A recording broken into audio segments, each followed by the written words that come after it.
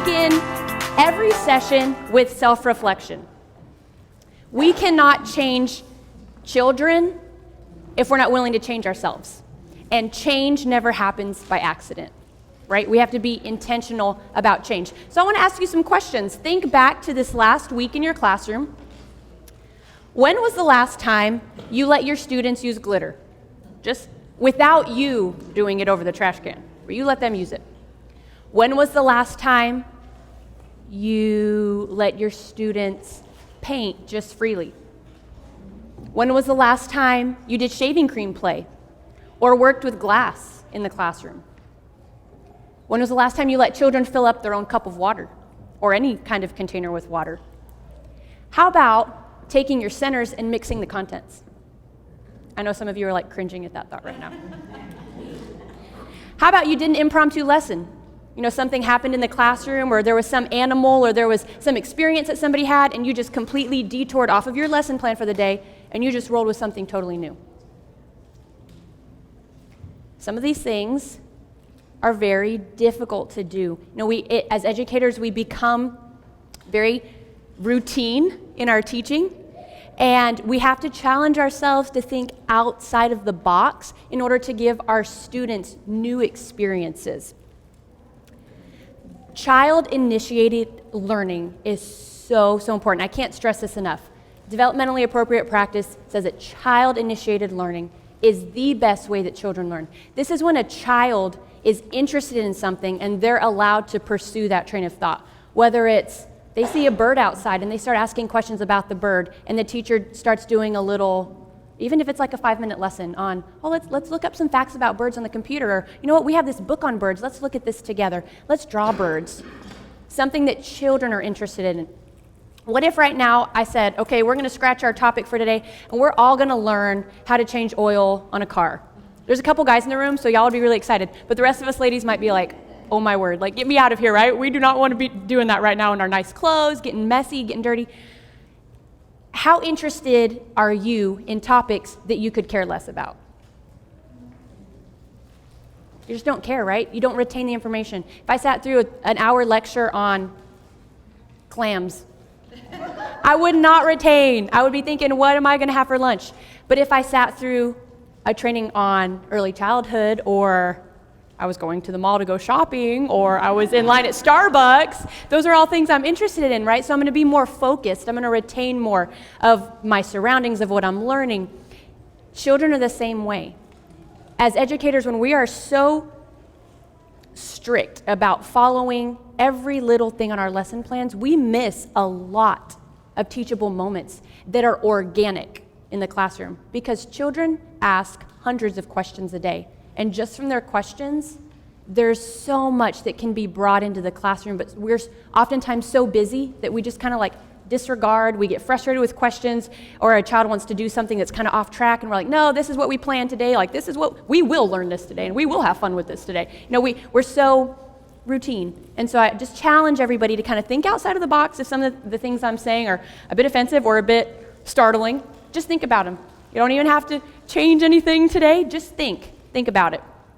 Child-initiated learning is when children initiate an activity and they're more involved in their own learning, they're going to retain more, they're more eager to participate. Think about your students particularly, and I know that you can all name at least a handful of students in the classroom that just struggle to be engaged. Maybe they struggle to sit still at circle time, at work time. Transitions are difficult. They're just kind of antsy. They're all over the place. They're bumping into things. They have so much energy. They're like a little bomb. Like they're just ready to explode at any moment. The things we're going to talk about today, I promise you, if you go back and you apply them in your classroom, because everything we're going to be doing is hands-on, that you will see a difference in the engagement and in the focus and the attention of those children. I love this picture. Who sees 4? Who sees 3? I love you people that said you see both. That is so awesome. That means you can see 2 different perspectives. You know, sometimes as teachers, when we ask questions, we lead the children to answers. And we want them to give a very specific answer. Sometimes when students answer creatively, we disregard it as silliness or as trying to get laughs out of people. And sometimes that is true. That's what, some personalities do to get a rise out of people. But oftentimes the children that answer very abstractly, they're your critical thinkers. They're your little scientists and engineers in the making. And when we squash people's creativity and laugh at it or just kind of, joke about it, it can really be damaging and squash children's self-esteem. Thank you, self-esteem. Yes, that's right. Here's another example. I love this. I've used this in so many aspects of my life recently, this picture. We have to be willing to see things from multiple perspectives, right? If you walk from one side, it's a 6. If you go to the other side, it's a 9. Children see things differently. We have to remember that we come with so much life experience, and a 2-year-old, a 3-year-old, a 4-year-old, a 5-year-old, they don't have the same life experience as us. So when we bring a certain lesson to the table or we bring something to the table that we want to teach them, they only have a certain amount of knowledge that they can work from. And when they might not be getting it or they might not be interested or whatever it is that might be frustrating to us, we have to take into consideration, maybe they're seeing things from a different perspective. And are we willing as educators to walk around to that other side and see? I remind people, you don't have to stay on the other side, but be willing to go around and look. And you can apply this to anything in your life. Be willing to walk around to the other side and look. If you don't like it as much as your side, go back to your side. But be willing to go around and look. That's what we're going to do today. Thinking about things from different perspectives, walking all the way around and sing. Okay, so I'm going to get us up and stretching right now, moving around. We're going to do an activity. We're going to kind of back into the engineering process. First, you're just going to do it, and then we're going to kind of learn about it. So I want you to take the cups that are on your table, and we have a lot of space up here in the front. You guys can come and work, or you can work on your table. Totally free to do it wherever you'd like. You're going to take your cups, and you're going to take your paint sticks. There's 10 paint sticks. And you are going to create a structure together. You have to use all the cups and all the paint sticks, okay? And we're going to do it within 5 minutes. Within 5 minutes. How many cups do we have? Do you know? How many? Oh, she's bringing the other. She's got the other cup. I got your cups. How many cups do you have? Okay. 1, 2, 3, 4, 5, 6, 7, 8, 9, 10, 11, 12, 13, 14, 15, 16, 17, 18, 19, 20, You're 21, creating 22, something. 23, 24, 25, No 26, guidance. 27, You're 28. creating something. You got to use all the pieces. So what if we, this is a 10% idea, so y'all tell me, like if we make the bottom middle kind of like a pyramid, and the wider it is, the bottom is more feet, right? I was just... No. Hi, yes ma'am, I've been summoned. Well, we have to use all the Want to be pieces. next to play? We can No, you're good. We can lay the plate like up on top, like Like the plate. So if we run out of paint sticks, we can still stack the cups on top of each other, you know? Oh, that's cute. So 1, 2, 3, 4, 5, 6, 7, 8, 9, 10, 11. Let's do, yeah, like this. Yeah. Oh, so you get a sturdy foundation to continue to build. Does it have to be this? We'll just stack on top of that. True. Yeah, more just doing it. Well, but we've got 10 of them. Maybe like for like one more.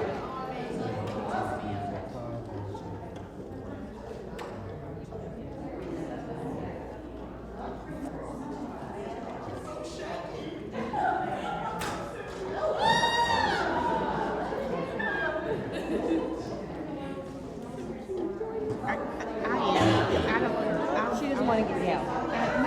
I'm getting down. I just want to be from the top. Yeah, I was figure out what you were doing because you're doing like a traditional. If you move down, Yeah. it will get more. When you lift stick down. So nope. That way gets both cups. Oh, look at them getting that base. Sturdy base.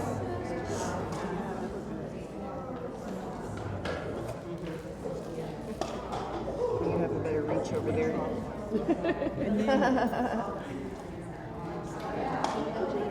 Right. Yes, more sticks. Just more sticks. It's okay. Sam's the frog of the store. Because it did show And use them all. Oh, almost. Okay. be the tower, the lookout tower.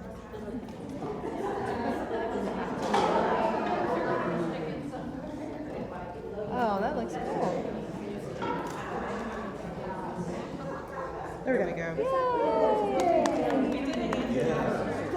Yes. This is for my son. Right? Oh, yes. So we do, so at 100 things, for when we do 100 things, I have the big cups in like the colored solo cups, and I have 100 of them, and they have to work together to create a structure using all 100 cups.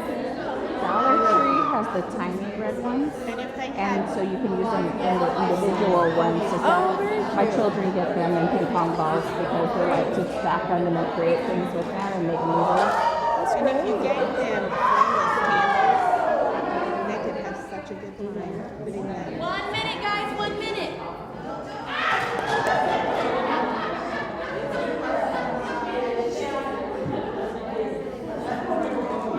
This is fancy. I was going to say, did you see that? Got Like ramp? and Yeah. everything. That is very creative thinking.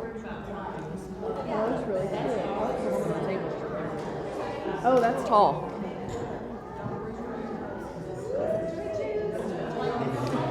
Well, they didn't give us any sense of daring. parameters, so you could just do whatever you want to. Sure. It is interesting because everyone's different.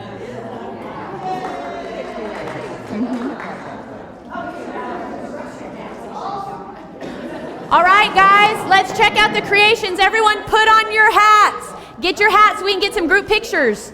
Stand by your designs.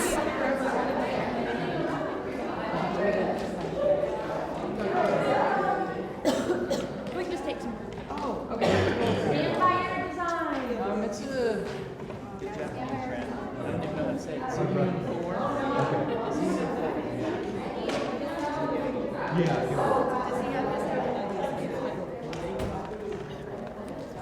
Okay, stand, however, wherever you are, let's examine everybody's creations. Table over here, what is your creation? It's a free form. Make it work. It's a make it work free form. That's amazing. It's like a manor. It's like the Beauty and the Beast castle. I love it. We were channeling like at Baylor, they have the little steeples on top of all the parking garages. That's what so this cool. reminded me of. It's a Baylor model. There you go. I love it. Tower. How about y'all? Any Tower of Cups. It's the Tower of Cups. I love it, y'all. I love it. It has like 4 stories. That's amazing. Way to go. Okay, these groups over here. Back table. What is your creation? What is y'all's creation? Does it have a name? It's a unicorn. It's a unicorn castle. And it has a ramp. Yes. Handicap accessible. Their creation is handicap accessible with a ramp, y'all. That's amazing. How about y'all? What's y'all's creation? It's a monument to learning. Monument to Learning. Look at that. With its little tower right there. Way to go, guys. All right, what's this creation? This is our meditation monolith. Meditation book. Monolith. There's awesome. the door. Where are you going? An entrance, and y'all stacked cups on top of each other. Y'all are the only group that did that. Love it. All right, what's y'all's creation? Ours is really open-ended. We were just building structures and bridges and roads for Love it. peoples and animals Peoples and animals. in the classroom. That is so cool. So cool. Way to go, guys. And you guys incorporated ramps too. Love it. Love it. All right, what did y'all make? This is Rise and Shine. Rise and Shine. And it has like this little like west wing over here. Yes. Nice. I like how y'all use those as bases. Mother-in-law suite. Y'all are hilarious. That's amazing. You guys all did an awesome job. Thank you so much. You can go back to your chairs. Super, super. We're going to be doing more of this. You can leave your cups, and we'll get them cleaned up in just a minute. Kinectory team, will y'all help with getting cups cleaned up?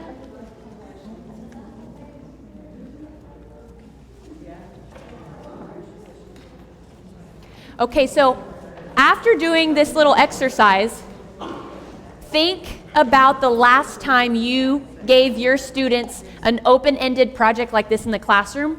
where there was no instructions or very, very limited instructions. Like the only instruction I gave you guys was that you had to use all the parts.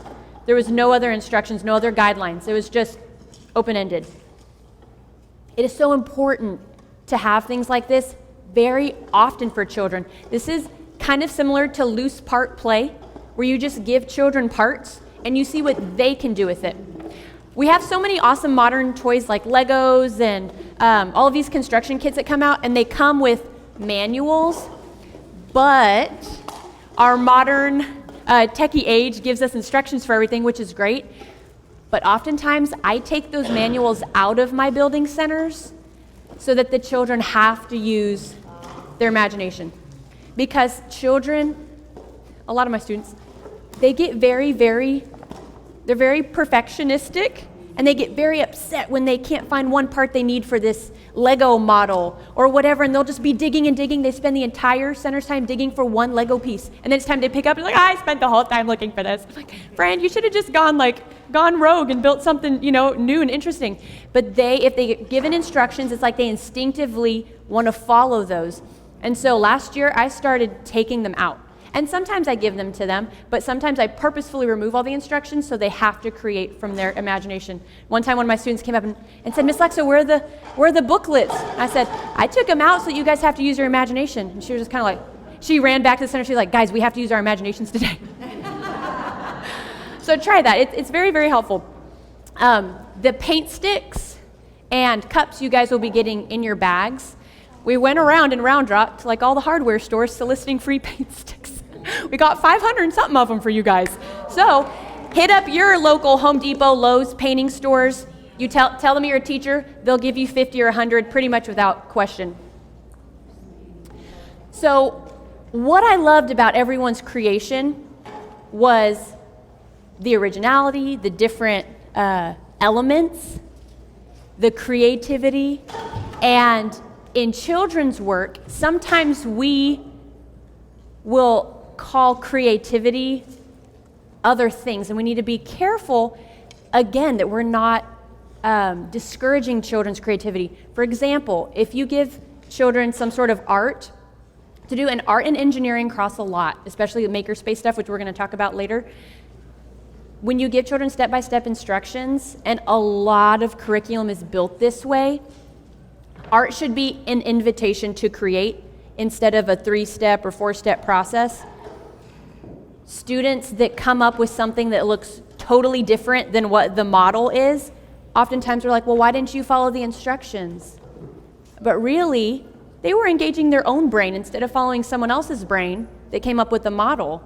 And I've started being extremely purposeful about that. At art time or whenever we're doing stuff with gluing, cutting, following directions, which I try to limit, when children's things don't look the same, that means you're doing your job.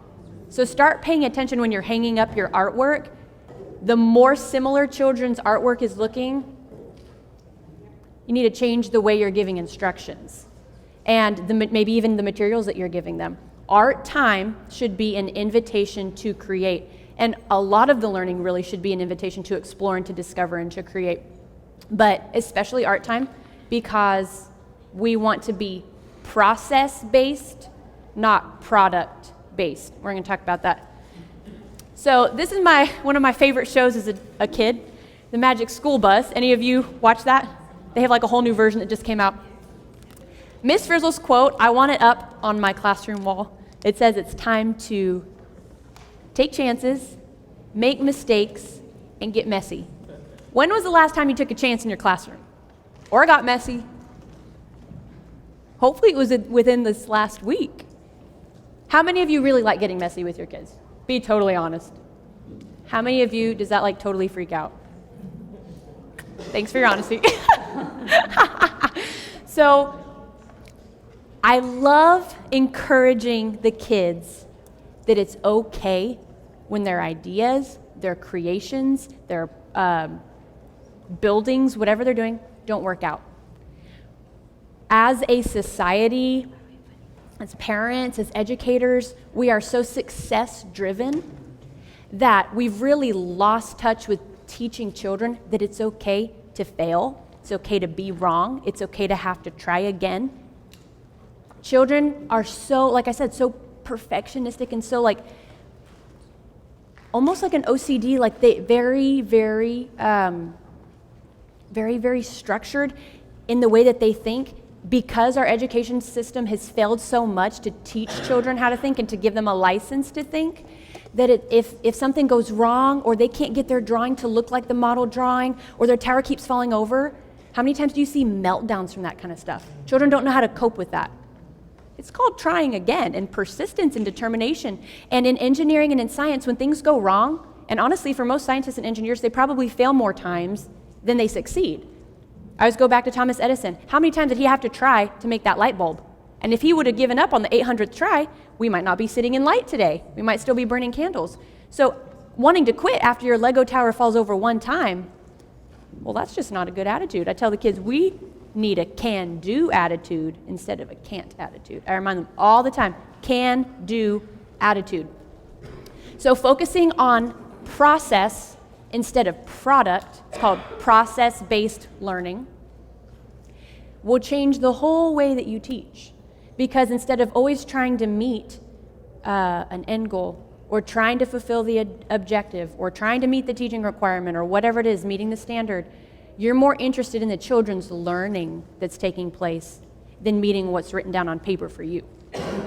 A lot of our education is checking off things for ourselves instead of for the teachers, or for the children. Process-based learning. Let's think about this in a practical way. Say you are exploring the topic of pets, and you're going to paint, everyone's going to paint their favorite pet that they have at home.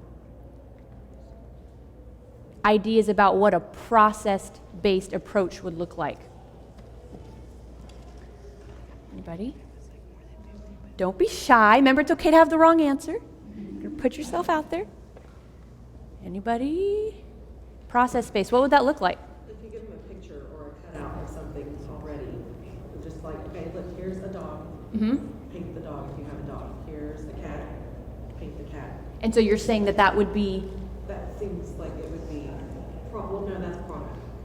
Or, yeah. But you could approach it in a process approach way. That could be formulated into an invitation to create, because you could put up the picture of the dog and say, okay, here's 3 different kinds of supplies I want you to create your dog. This is your inspiration, and I do that. I put out inspirations for the kids, and this is your invitation to create. It doesn't have to look like this dog. It can look like whatever, but you create your dog. Now, product-based approach would be, I want you to get out your black crayon. I want you to draw a circle, put on 2 eyes. If you let a child just do process-based approach, their dog might end up with 6 eyes. And would you correct that? The very first week of school.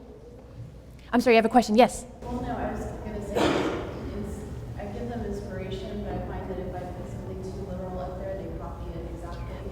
So what I do is I talk through that problem-solving process more than the actual, like, my approach to it. So I would brainstorm with them, what animals do you want to draw? What are your favorite pets?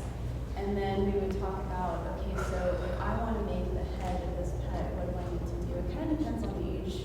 Yes. But we talk about the shapes we would use, and we talk about the textures we would use, and get them thinking through that process so that when they decide on their individual animal and technique and materials, they're thinking through that process. That's excellent. And you're touching a lot on the engineer design process. We're going to go over the steps of that.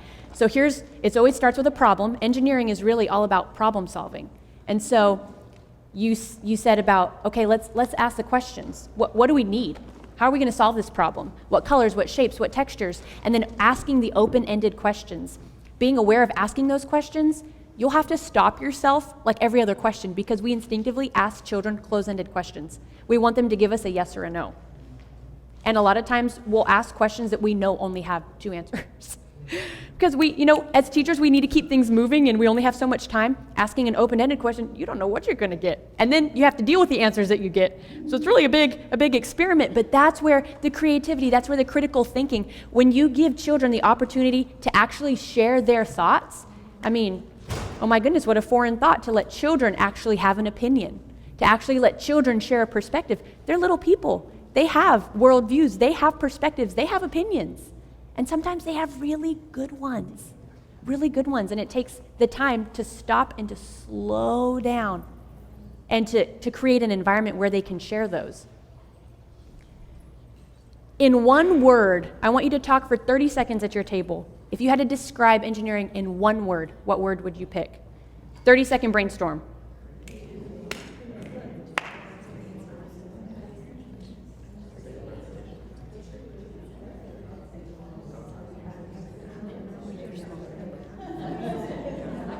No, these are just for, yeah, and I'll clarify.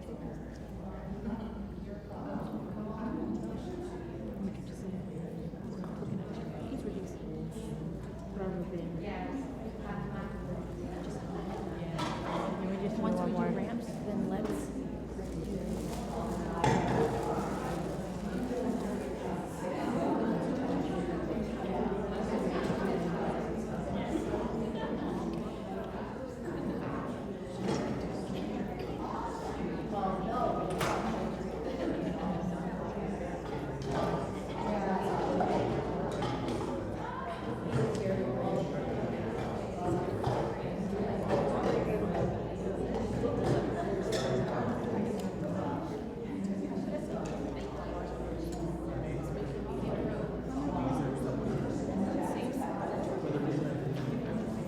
this session goes to 11:15. I think so. They're an hour and a half. And then your next section. And then if you go get changed and we'll clean up so you can get ready.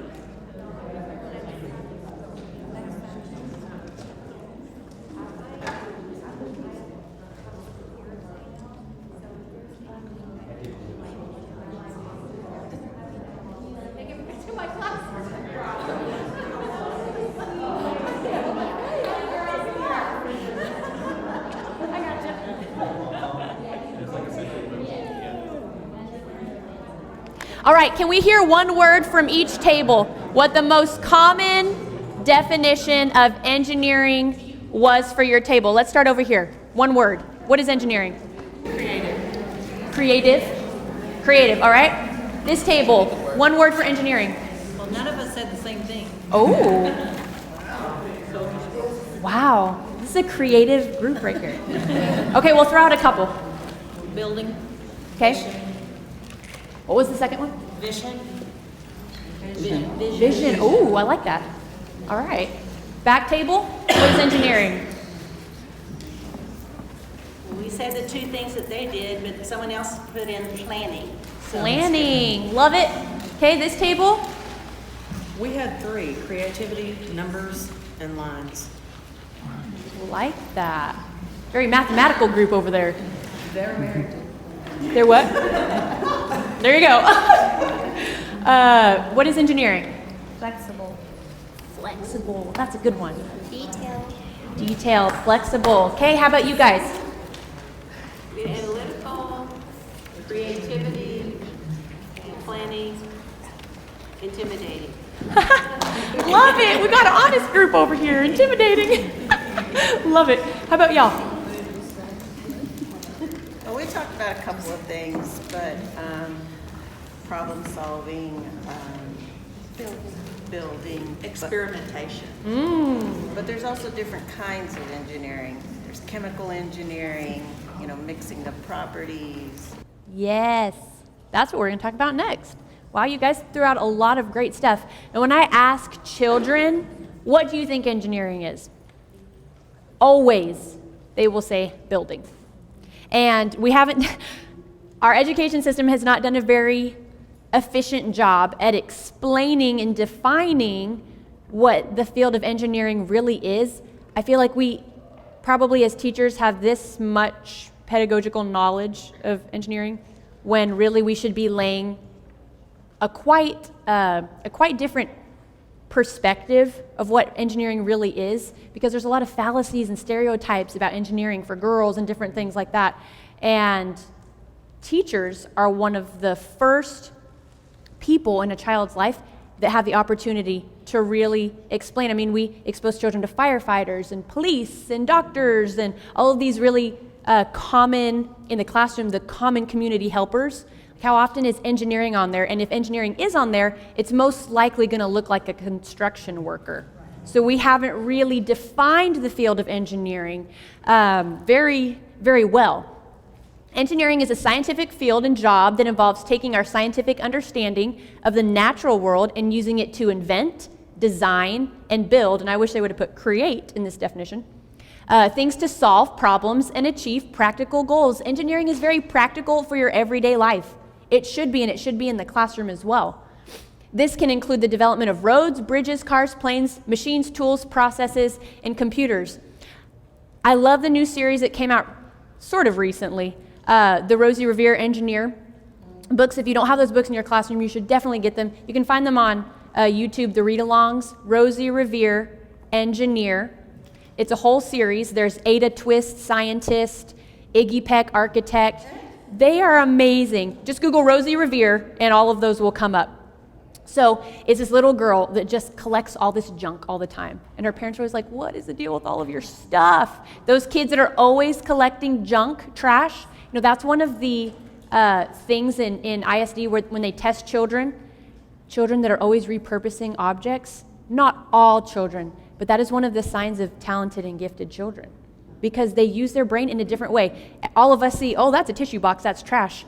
Gifted and talented student might see, that is my pretend refrigerator or my pretend laptop or whatever it is. They think differently, right? And we should be fostering that. So engineering, there's mechanical engineering, there's aerospace engineering, there's I just read geo something engineering with rocks in the ground. There's engineers for everything. Think about the clothes you're wearing. Think about the table, the chairs, the carpet, the building. Everything in this room, somebody had to create a prototype for it. So there is an engineer for everything that exists. And if girls knew, you know, because the field of engineering is the field where the worst or the highest disparity of females and males, there's just not a lot of women going into engineering. Well, young girls, where you start developing your interest for what you want to do in life, aren't interested because we paint it as this very masculine and boy, you know, type field. A lot of our building materials in our classrooms, our Legos, our blocks, whatever, they're very primary-based colors. There's not a lot of pinks, there's not a lot of purples. It's very like blue, red, yellow, if you think about a lot of the classic toys. And our society in America, if I bring a little blue stuffed animal to the hospital for my relative who just had a baby, I'm probably going to see a baby. If I bring a little pink animal, a little pink elephant, I'm probably going to see a baby. Our toys are very genderized, and that has really trickled down into our education system. It's bad. We have to be very, very purposeful about bringing in appropriate materials that girls or boys don't automatically be uninterested in because they think, oh, that color, well, that's not for me. A color shouldn't be something to keep a girl or to keep a boy from playing. And I was part of a research project in the spring where it's very interesting. Girls are way more sensitive to colors than boys. I brought in my pink engineering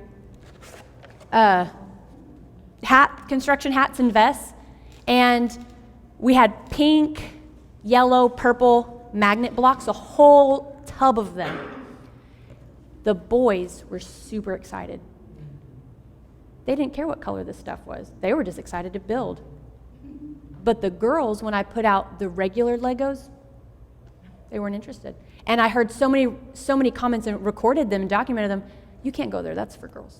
Or you can't go there, that's for boys. And so it's been a big breakdown of colors are for everybody.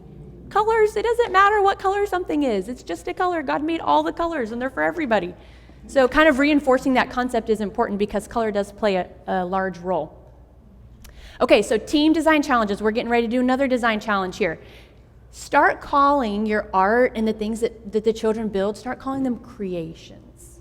It'll start a revolution in your classroom. Instead of like your tower or your this or your that, your house, creations. Because it gives respect to what the child built, their creation. And I've started this in the last year calling all the things my students build creations, and so they do that with each other. Be like, oh, look at Bobby's creation. Or what's your creation? Tell me about your creation. Like they really give ownership and respect to each other for their creations. I love that. So these are some pictures of my students. On your table, there's one sheet that says, I think, blueprint, something. There's just one of them. You're going to work as a team again. This is going to be a little bit more difficult. You can do this just with blank paper in your classroom, and you can modify it for different ages. This is a collaborative type of engineering. The first time I did this, I was like, this is going to be a disaster because my students are not going to be able to collaborate at this level. The collaboration was amazing, and I'm not saying it's perfect because they're children, and just like us adults, we all have our own opinion and want our own way, and so it's perfect to give them the opportunity to work through problems, to listen to other people's ideas, to think critically, to be creative. You can use something like this that you can find online, copy out of a book, or just give them a piece of paper and say, okay, this is going to be your blueprint. Engineers always start with a blueprint. We don't just start building a skyscraper and hope it stands, right? Like, we come up with a plan. We need a plan. Blueprints are engineers' plans. You're going to draw. You're going to have to figure out if one person's going to draw it or you all want to add something on, but you're going to come up with your blueprint, and you're going to draw a structure that you can build out of the spaghetti noodles that are on your table. You've got spaghetti and tape. It's going to be timed. You're only going to have a couple of minutes to do this. So keep it somewhat simple. Only guidelines are you have to use spaghetti and tape, and we're going to set a timer for probably about 5 minutes. So first make your blueprint and then start your construction.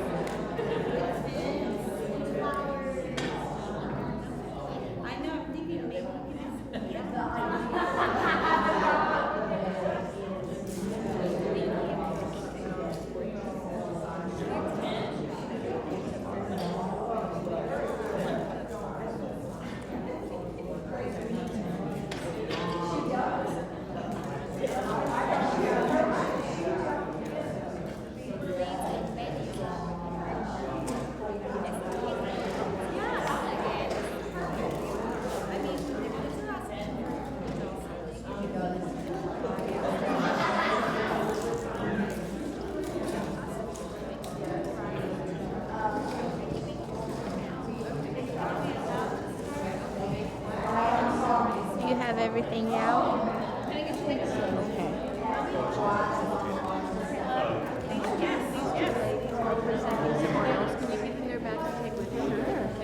Will you grab those and those have all the stuff? Yeah, run and give them their bag.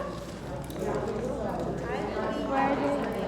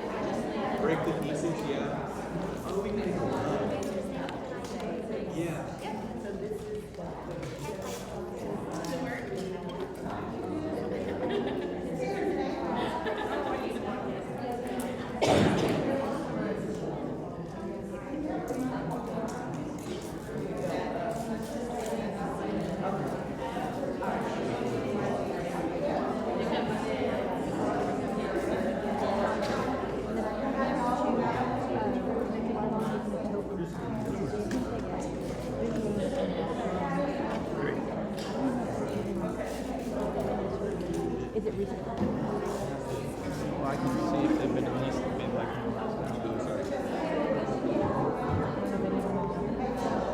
And then remember, it's a drawing.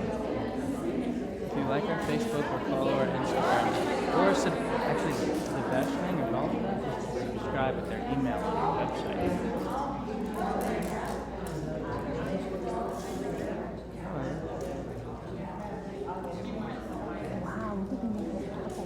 That's incredible. And we need this really I was like, I need a money or something. I would put my name or Lexa to get a coupon. Most of this is on Facebook, which is fun. Yeah, the boomers are on Facebook, millennials are on Instagram, and Gen Z is on Twitter, demographically. Can I Or go on our website and fill out a contact form, subscribe, get your email. And I'll see all those notifications.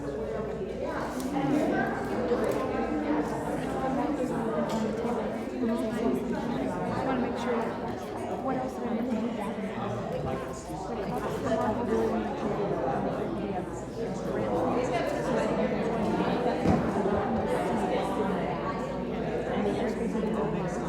But they need a toilet paper. So do I go put those? They'll come get it. This session is 11:45 or 11:15. 11:15. So we're going to start.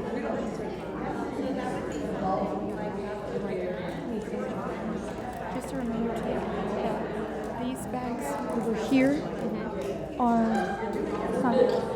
These are the engineering. So when as soon as you guys collect the ramps and the marbles, let's go ahead and put them back in the totes. But not yet, not until we still need the marbles and the ramps in there. That way we have them both there together and we can pull them out. Are these the ones that got taken out? Yeah, those 1 minute warning, guys. 1 minute. Your birthday is 7/7/1. A little more.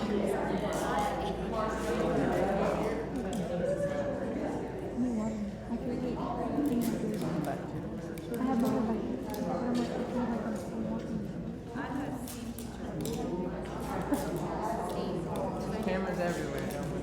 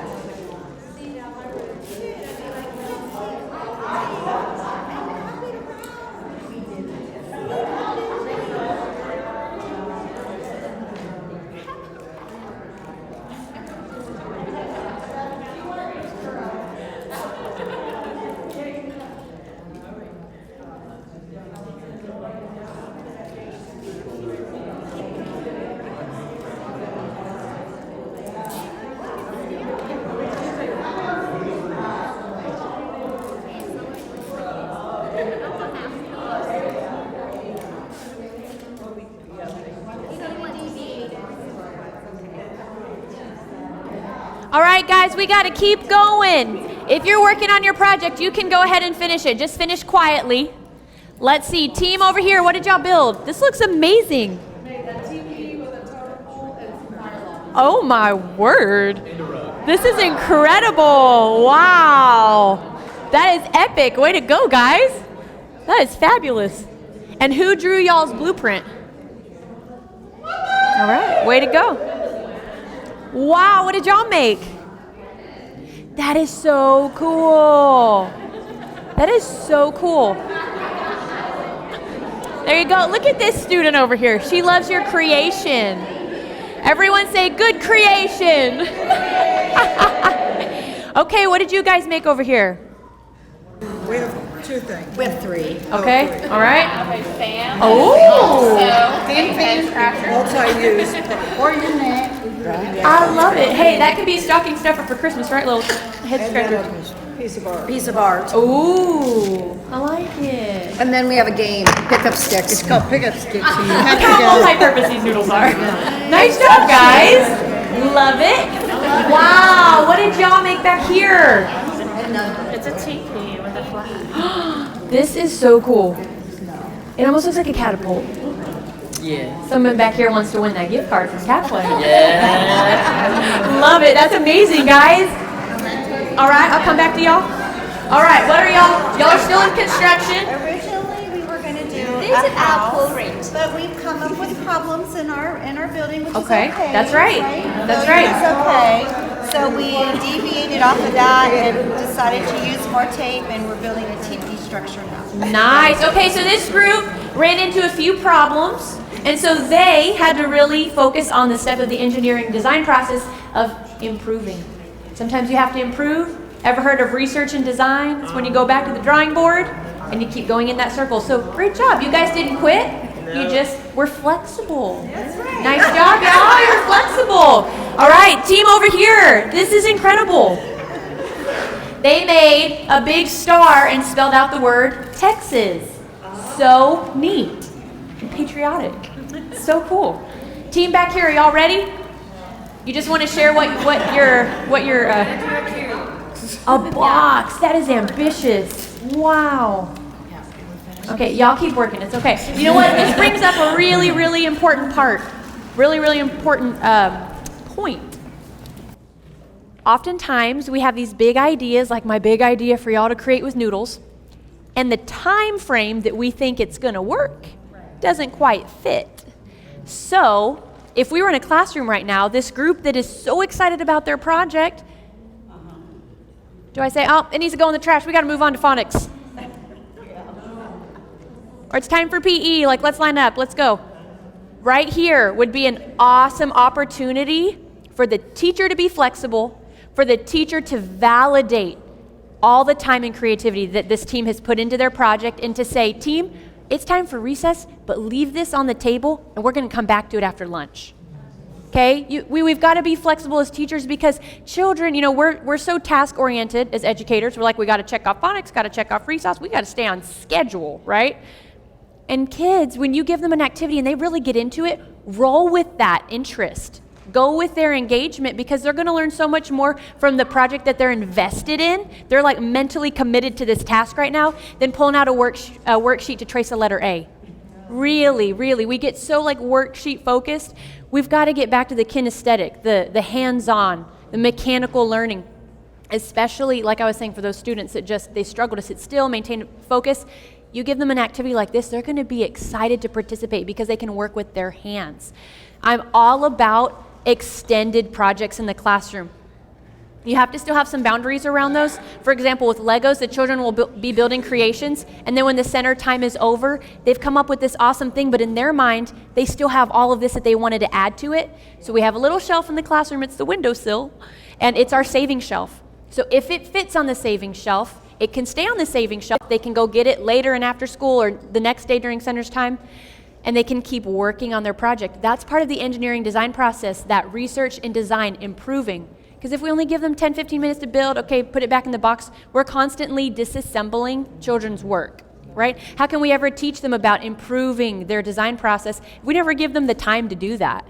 And so I understand, like, we only have so much time within the school day and we have to meet certain requirements, but save it till the next day, or save it till if you only do things Monday, Wednesday, Friday. Giving a child the reassurance that they can come back to their project, it will prevent a lot of meltdowns. It really will. And it will promote so much learning. So prevent those meltdowns and promote the learning.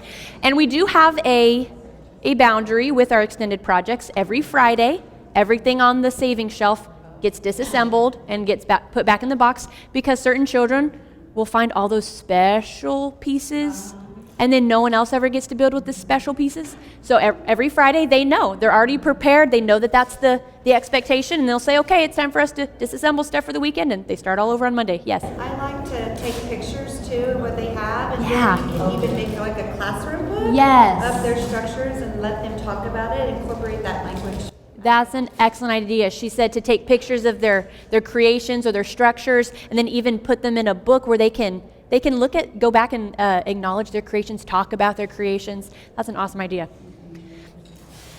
I want to challenge all of you to give your students as many yeses as you can. When you go back to work on Monday, think about how many yeses you can give your students.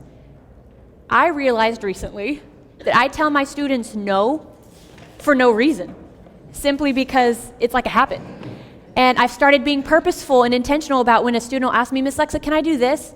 And instead of no, I'm like, wait, why can't you do that? Like, who said that you can't do that? What's the problem with you doing that? And we subconsciously take on a lot of the teaching methodologies and parenting methodologies that we experience as children. Whatever kind of teachers we had, maybe really positive ones, maybe it was a rough experience, maybe school was like a survival 12 years for you. Survival across the finish line. You're going to kind of subconsciously take on a lot of those personalities and things that you were exposed to. And so we've got to be intentional about, okay, wait, why can't the student do this? Is it dangerous? Is it going to inhibit other children's learning? Is it just not, is it not appropriate right now? And sometimes the answer is yes. But a lot of the times, we just are lazy. Simply, we're lazy. We don't want to clean up a mess. We don't want something to be outside of what we had planned. We're inflexible. And I say that from experience. So I've started trying to give my students yeses instead of nos. Yes? I see the same approach as for our teachers, if you're a director or principal, using the same concept for our teachers when it comes to their professional development or what they're wanting to do for them. Right. So you're saying the giving no's instead of giving yeses?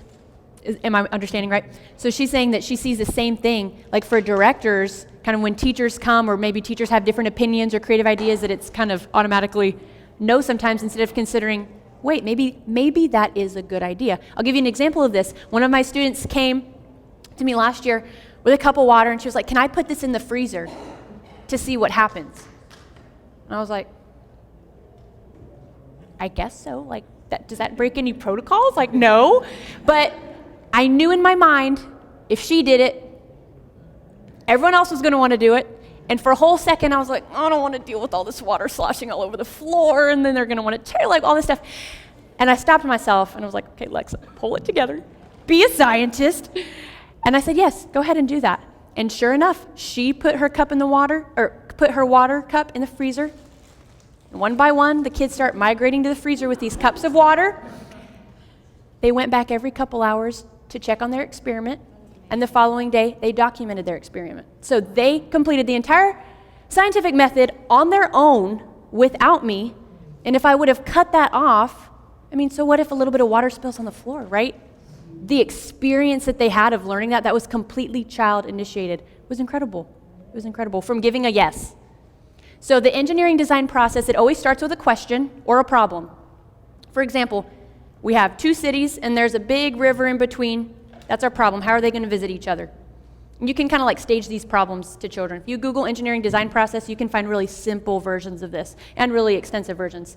So you ask the question, then you imagine. You start creating solutions, kind of brainstorming. You come up with a plan. In engineering, this is called our blueprint.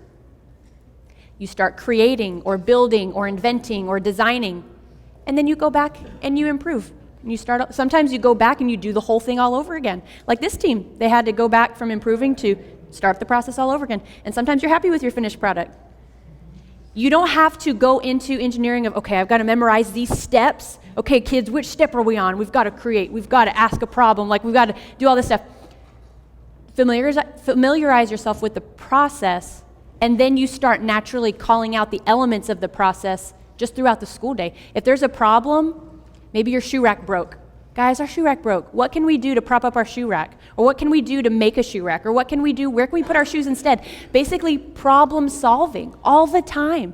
Start taking problems in the classroom as opportunities to critically think and problem solve with your students.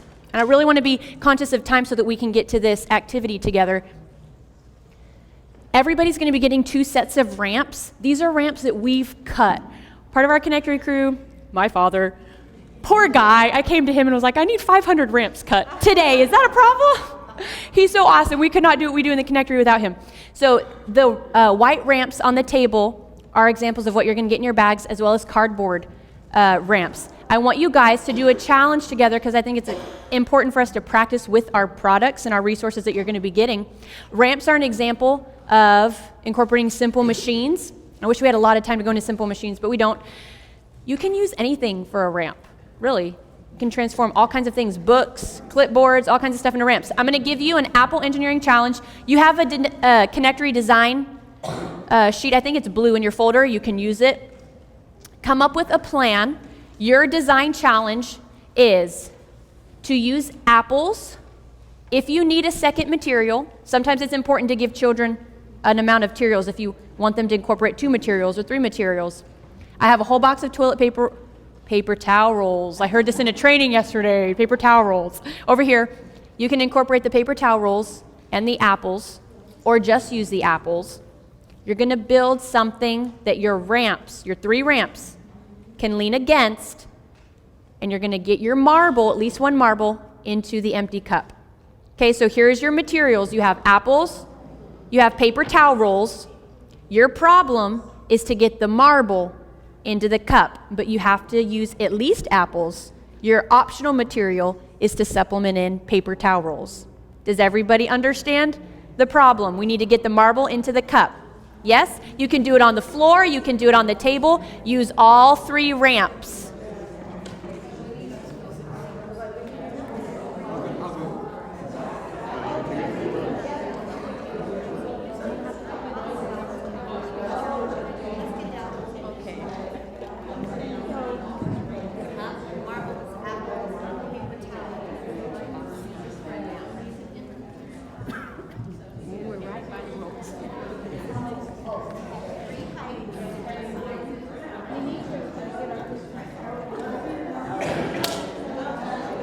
Okay.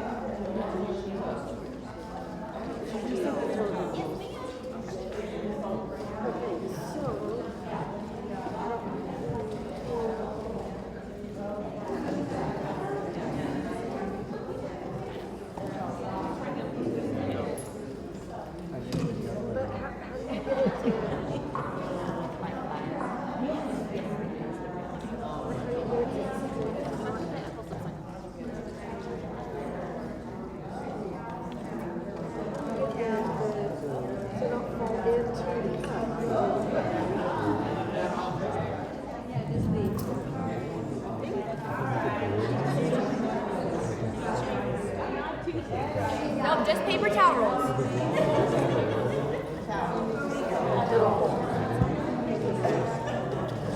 Can you just push it down? Yeah, Well, I mean, there's, yeah, there you go. how do you falling down? Is the thing. How do you get them sliding off? Because we didn't get it, we're not taking the shower. Yeah, so if you build it taller, which is move on over, or we could stack this. Oh, there you go.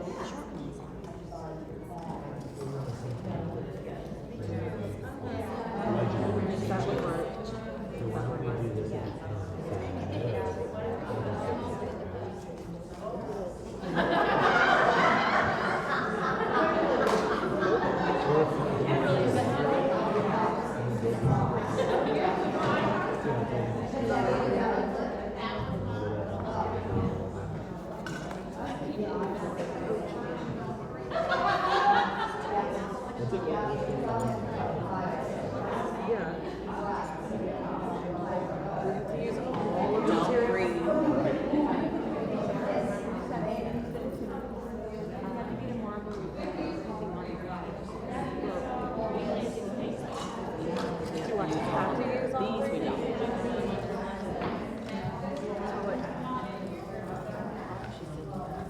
Oh, not gonna work.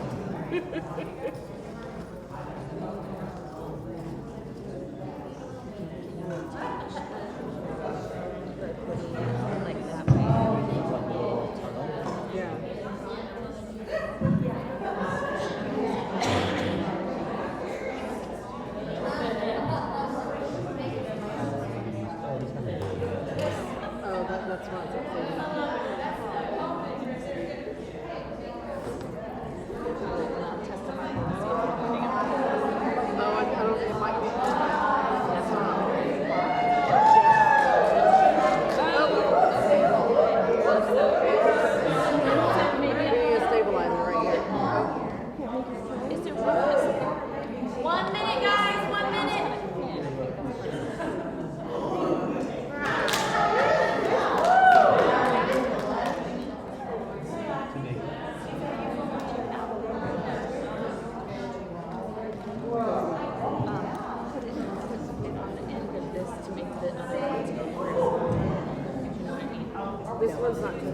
This is quite nice.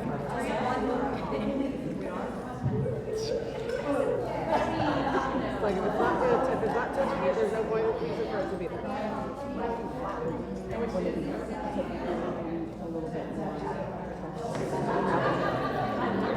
Don't touch anything. Yeah, but you have to. Nope, it's not there. 30 seconds.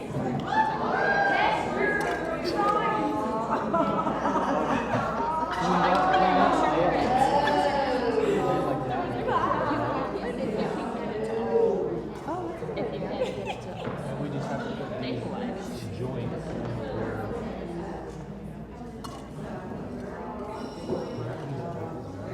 Yes.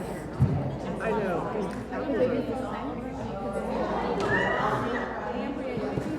like foliage. All the ramp. But you really don't have to.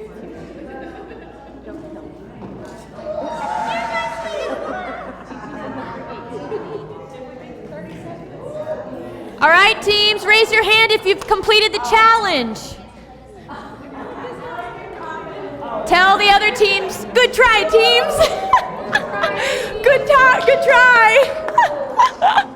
All right, guys, we're going to have to wrap it up. Let's go back to our tables. Aw, we're going to prevent the fits. We want more time. Y'all can keep working if you're really quiet. I love it. I love it. That is hard.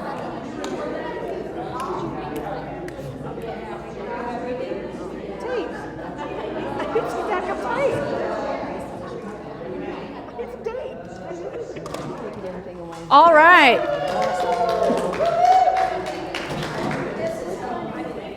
So raise your hand if you found it extremely challenging. Raise your hand if it was extremely challenging. Raise your hand if it was fun. Raise your hand if it was fun, even if it didn't work. Yes. See, so these team challenges have so many opportunities for communication, creativity, critical thinking, collaboration.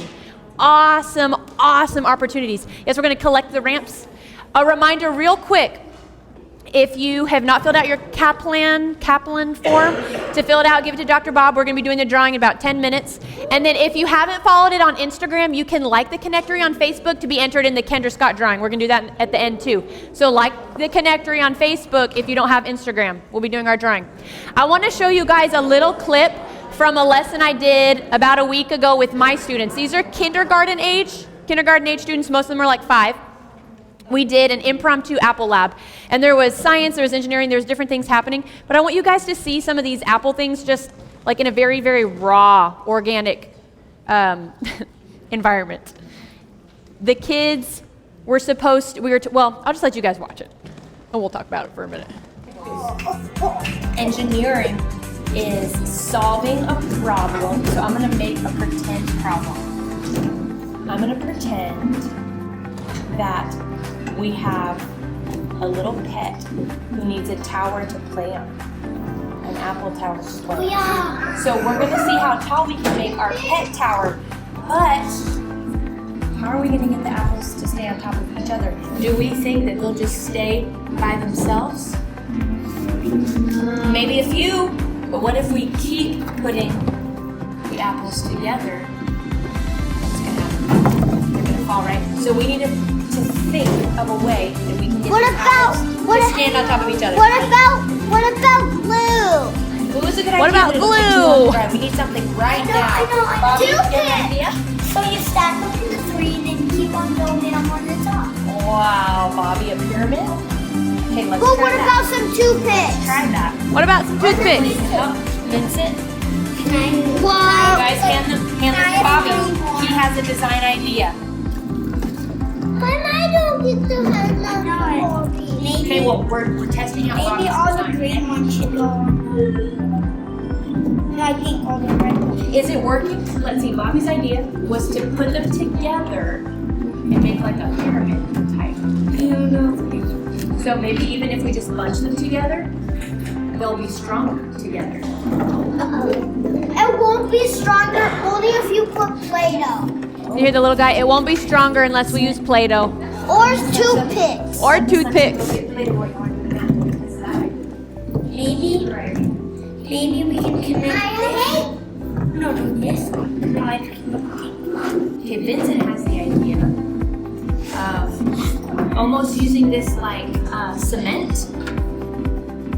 Wow, Vincent. See how all the steps are happening organically? They're all happening. Wow.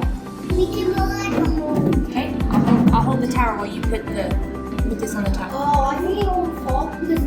Well, at least I made it good enough. That was At least I made it good enough. We got to bunch them together to make them stronger. We can put a hole. Wow, look at the tower, guys. That's pretty cool. Look, this tower, even though the apples aren't perfectly flat, so it's hard for them to stand up, well, look how they stick together. And Bobby's idea of it is kind of fancy. Bobby's idea of putting apples together to make a stronger base was an awesome engineering idea as well. You guys have some awesome ideas. Okay, we have. If you want to see the whole thing, there's like a 20-minute, it goes through different weight, float sink, examination, the sensory. There's a bunch of different things you can do in your class just with apples. I like to pick seasonal things. About to be in October, you could do the same stuff with pumpkins, with the ramps, or with different stuff like that. So all of these steps in the engineering process were happening very organically. They were problem solving. They were like, oh, this didn't work. Let's try this instead. We go back and we improve. Awesome, awesome, awesome. So don't get wrapped up in trying to follow the steps. Sometimes the steps kind of happen out of order, but be aware of what they are so that you can kind of call out like, oh, I like how you improved that idea. That was really awesome problem solving. Yes? One thing you probably already did this, but get some old scales. Yes. And then they build their structure on the scales. And they learn as they do it that the heavier it is, the more apt to, first they just want to build and it falls. Right. The heavier it is, that it'll stay and they continue to build. And Absolutely, yes. Incorporating, earlier in that video, we do a measurement, like a hypothesizing about weight with an actual number scale and then this kind of scale. These are awesome. These are $10 on Amazon. Every classroom needs a scale. That's a super, super idea. I really wanted to get into makerspace, but we just don't have time. You know what? That's okay because we're going to be flexible, just like engineering, just like engineers. Sometimes things don't go according to plan, but you just roll with it, right? So let's do we're going to do our drawings, and then we're going to give you guys your bags. I hope there's so much in my heart that I want to share with everybody, but I hope that you go back encouraged that engineering can be simplified to be so fun in the classroom. Don't be intimidated by the big words, by concepts that are maybe new to you. Try new things with your students. Try open-ended things and give your students as many yeses as you can.